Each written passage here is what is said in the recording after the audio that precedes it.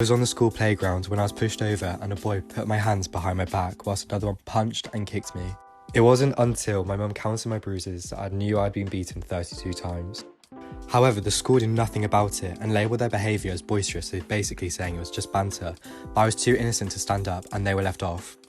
Homophobia shouldn't be normalised within the schools, and so many people have gone through it, and it's not okay. I remember I wasn't out in school, but there was this one openly gay kid in school. I remember all in assembly when all the year groups are there. When they called out the boy's name, all the boys started shouting gay, all that in front of the whole school. We shouldn't have to go through that to become strong individuals. We should be able to go to school and enjoy the experience. That's why now when I see young kids at school that wear makeup and stuff like that, it honestly makes me so happy. Oh my god, you guys, guess what the just happened? Like, I didn't know that I had like this hidden talent, but like I'm gonna show you guys like right now what the hidden talent is.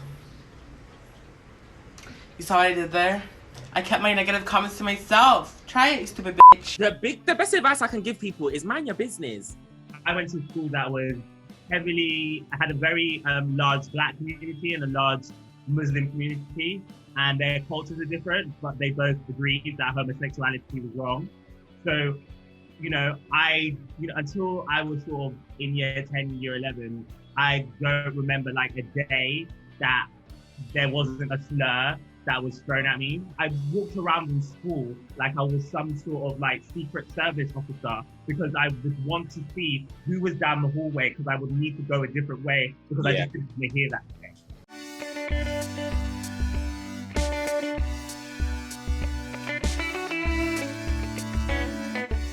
Get it, bitch. I can relate. I wasn't bullied that much in school outrightly. Like, there were the odd people, but what I did have in my school was a teacher who was very pro-LGBTQ and was one of the first schools to have LGBTQ History Month and to teach the teachers how to deal with it. And that meant that when I eventually came out, it was more uncool in my school to call somebody gay. Being called gay before you even know what kind of gay means. Do you know what I mean? Are you gay? Are you gay? Are you gay? As a child, it wasn't even about sexuality. It was just, it's so weird how that word morphs into just an insult. Natalie, are you with us?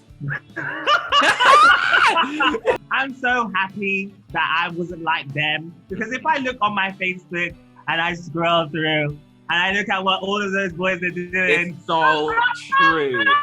It's so true.